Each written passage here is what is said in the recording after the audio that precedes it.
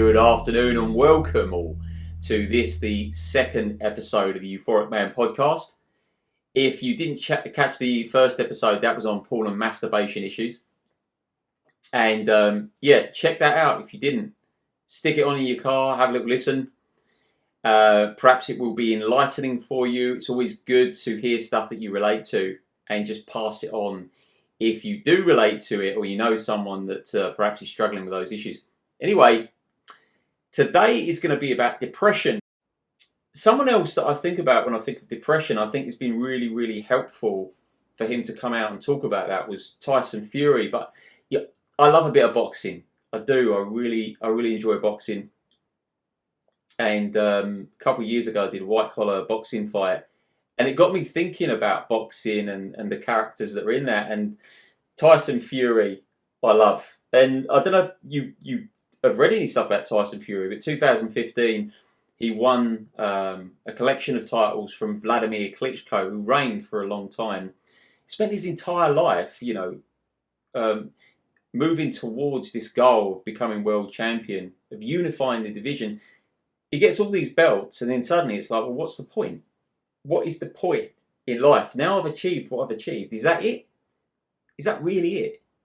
I'll tell you what I like, what he said. He said, depression is like carbon monoxide poisoning. You can't smell it, you can't taste it, and you can't see it, but you can feel it. That heaviness, it eats away at you slowly, doesn't it? I think it's a brilliant description of depression. It really is. Amongst the many different symptoms. And as I'm going to go through these symptoms and Tyson Fury's experiences, hopefully you can relate to that. And I really hope you do. Listen to some of this and you relate to that. Because I think one of the biggest things in depression is, or certainly one of the most helpful things, is being able to feel validated by an experience, knowing that other people have suffered the same thing. You know, reading a book and perhaps reading a paragraph from someone who's been through a depression or, a period of low mood, and then feeling, Christ, yeah, that person knows exactly how I feel. Because it makes you feel more connected. The idea that, with depression, there is a loneliness with that, an isolation, a feeling like you're in your own bubble. We're going to go into that anyway. Some more about Tyson Fury. There's a great book. He's got The Furious Method. He wrote a book called The Furious Method by Tyson Fury back in the last lockdown. And he classes depression as being hollowed out in an emotional dead place. But interestingly, he said he'd felt loneliness even with other people around ever since he was a child. Like he could be, that famous thing where people say you could be in a party or you can be outside with thousands of people and still feel completely lonely, even if you know those people. And he said, as an adult, he felt like almost like a childlike vulnerability.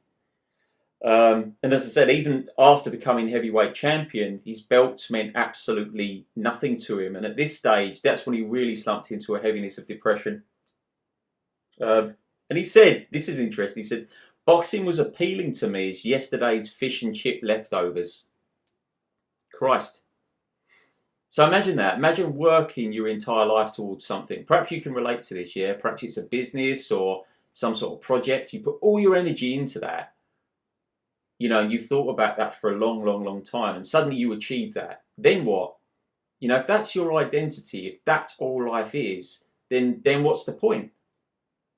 Yeah? That's where Tyson Fury came to. That's the point he came to. So anyway, let's look at some life issues, some triggers that I've come across as a therapist. What people talk about, when it comes to triggers of depression. It could be a loss of job. It could be, someone significant who has died in your life. I get a lot of stuff to do with existential angst.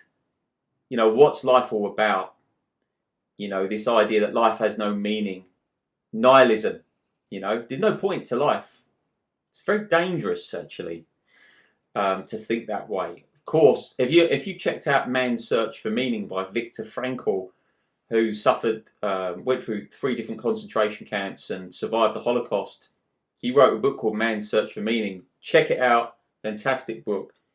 And he conceptualized a therapy called logotherapy. Logotherapy is meaning therapy. You survive by having meaning in your life. And when you don't have meaning in your life, you give up. And it tells the mind, I've given up. And then the mind, psychosomatic, has an effect on your body. Yeah? So lots of that. People come with that. Different times in their life. Like, what's the point? Asking this big existential question, why am I here? Yeah? Lack of purpose. Again, linked to why am I here? When I was in Bristol in a park one time, I bumped into this old guy, and he had a little dog, and we got chatting, and he said, this dog saved my life. And I said, all right, how? Like, why? He said, my wife was dying of cancer, and she knew that when she died, I was going to be a mess. I was going to be bedridden. I was just going to give up. So she bought a puppy because she knew I had to get out of bed. I had to walk the dog. I had to feed the dog. I had to look after the dog. And he said, and it worked. It's amazing. He said, not only that, that dog's associated to her. And I love that dog. He said, she saved my life. I thought that's incredible. I just thought that was so cool. So the idea that I came up with, like, walk your dog, came directly from that. Your dog is your purpose. Find out what your dog is. Because if you haven't got anything to do when you wake up in the morning, something to focus on, then you drift. You drift. And then we know, when we start those ruminative thought patterns, thoughts going round and round and round and round, it's like, well, where do those thoughts end? They just keep going, don't they? Then it affects the body, and before you know it, I can't be asked to get out of bed, blah, blah, blah, blah, blah, yeah? It's a slippery slope. We'll probably talk a bit more about that walk your dog concept in finding out your purpose in another podcast. I think it's a big one. Relationship issues, breakup, big one, yeah? Breakup like a death. I've experienced this in my life. Horrendous, yeah? If you've become a part of that person's life, is like a death, and you believed your future was going to be all about that person. Suddenly they're not there. That can be something that can bring on a depression, very low mood for a long period of time. Even worse, actually, than death in some periods, because that person is still there. The person's still alive. You go through the periods of grief, and yet they're still there in the world, and you know that. That can be very, very difficult. So I've experienced that. I've had lots of clients as well that have come to me with situations of being into a low mood, slumping into that for a breakup or an ending of a relationship. Perhaps it's the world. The world is not the way you thought it was. You had this idea, this script, or this idea of the world, and it turns out that, it doesn't fit your projection, your idea of how it is. Then you have to reevaluate that, and you either go against it or you accept it. That there are things out of your control. I think a lot of that comes to control, feeling out of control. That suddenly I can't control the outside, and there's that uncertainty, which of course can bring on depression. And maybe it's that, like the script for your life in general, this idea that you had about your life, by this period I'm going to be, married, have kids, so I'm going to have this business, and maybe you haven't got any of that. Maybe it went a different way, right? It's a slow build-up, like I say, a slow build-up. Viruses, again, look, external stuff you can't control, yeah, the economy, weather, dark nights, winter. Let's look at some of the symptoms. Let's go into some of the symptoms as well. Worthlessness, guilt, yeah. Sleeping loads. That's a big one, isn't it? Symptom of depression is just not being able to get out of bed. That's a classic. That's a classic, isn't it? That's that apathy. And I've had loads of clients come to me with that. I just can't be bothered to get out of bed. There's nothing to get out of bed for. It comes down to what I was saying before about not having a dog to walk, metaphorically and literally. Honestly, that can really help. Buy a dog. Honestly, you'll have to get up. You'll have to walk it. You'll have to look after it. And having pets is great as well. Releases those lovely, serotonin, dopamine, all these different neurochemicals that make you feel good by just hugging and, you know, stroking dogs. There you go, stroking animals. Why people love that. Lethargy, heaviness, melancholy, helplessness, isolation. Again, this idea that you're in a bubble and you're outside of life and you're not a part of life. That's horrible. I don't know if you've ever felt that. I've definitely felt that before. You feel lonely and you're inside this bubble and you're not taking part in life. It's like the whole world is going round and they're living and they're getting on with life. Time is passing. Time comes into its passing, and you're just being left watching this clock ticking round and round and round with no way out. Okay, feeling empty, devoid of feelings. You know, even a vacuous emptiness there is a feeling. Numbness. Yeah, everything's a massive effort. Your concentration might be in the gutter if you're depressed. And then there's that fear of being judged as well. So you have to put on a face to others to hide. But when you're alone, there's a feeling of loneliness, of helplessness, tearfulness, maybe, you know, constant tearfulness. Maybe you cry all the time. That inability then to connect with others, because you know, maybe there's a situation where you just don't want to burden people, you'll feel judged, people won't understand, and on that deeply wishing for understanding and connection without sympathy. You don't want that sympathy. You want someone to just, you know, understand. You want someone to understand you. You want someone to hear you. And then, you know, numbing, you know, again, going back to the whole depressive symptoms, you're trying to numb that feeling, that emotional vacuum with like alcohol, drugs, you know, all the classic stuff, yeah? Crap food, TV, Netflix, yeah? Lots of Netflix at the moment. People just binge watching that crap. One of the biggest things that I've noticed when clients come to me, and is this whole identity issue. It's like they'll say, I'm not myself, I want to get myself back. And I think here's the key. In order to get through a depression, you have to accept that you are in it. Like, this is a facet of you right now. Now, you're not accepting the present moment. And I don't say it's easy. But one of the first steps is, I am depressed. Like telling someone, you know, maybe a mate, a family member, that I feel really low, I feel really depressed. Yeah. I know that can be really courageous for someone to even just say that. I feel really down, I feel really low, I feel really depressed, I'm not myself. And yet, you know, when people come to me, they say, I want to get myself back. And the first thing I'll say to them is, what about we start with learning to accept where you are now? Because unless we accept where you are now, you can't even begin to move on from where you are. Yeah. Again, one of the biggest things is to be able to share your feelings with a friend or a family member, if you can, anyone that you feel you can trust, that will have that ability to listen, perhaps. I think it's really, really important. You could contact the Samaritans. Of course, you can contact me. Of course, that's what I'm here for, right?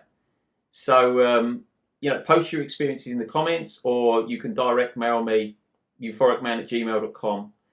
Or if not me, any other counsellor on the counselling directory, do that. Exercise, fantastic for it. And actually, let's talk about that. It's linked to depression and anxiety. So regular exercise may help ease depression and anxiety by releasing feel-good endorphins. They're natural cannabis-like brain chemicals, endogenous cannabinoids, and other natural brain chemicals that enhance your sense of well-being. You can feel it. You feel great when you exercise. That's one of the things that people struggled since, you know, going through this whole lockdown situation. The gym being taken away. What if your identity is that of a muscle builder, or your identity is like literally someone who works out all the time, and that's what really picks you up, and you haven't got any gym equipment at home, right?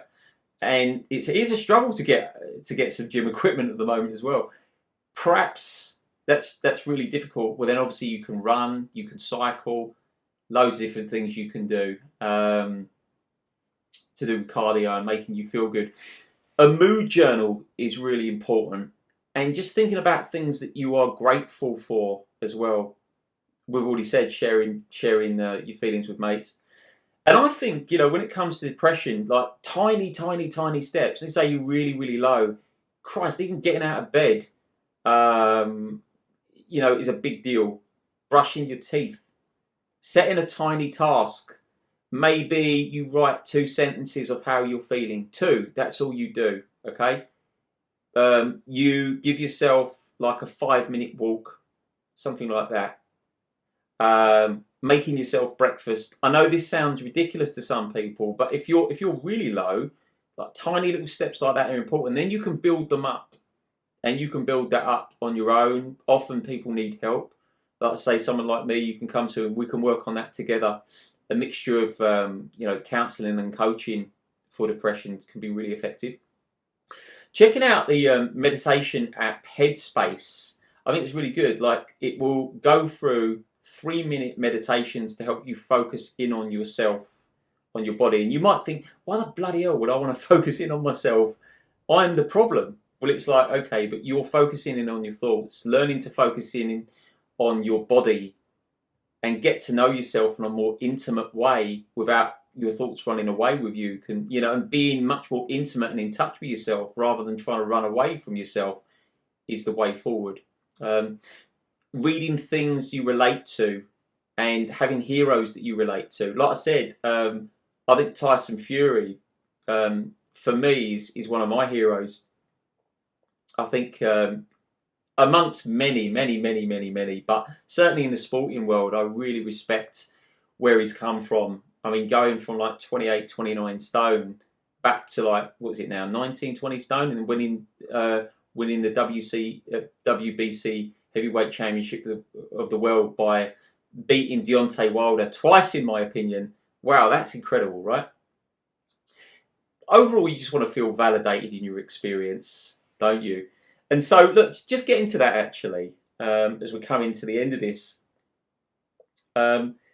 Just for other people, if you're listening to this and you know someone who might be going through a hard time, suffering of depression, check in on them. Check in on your friends.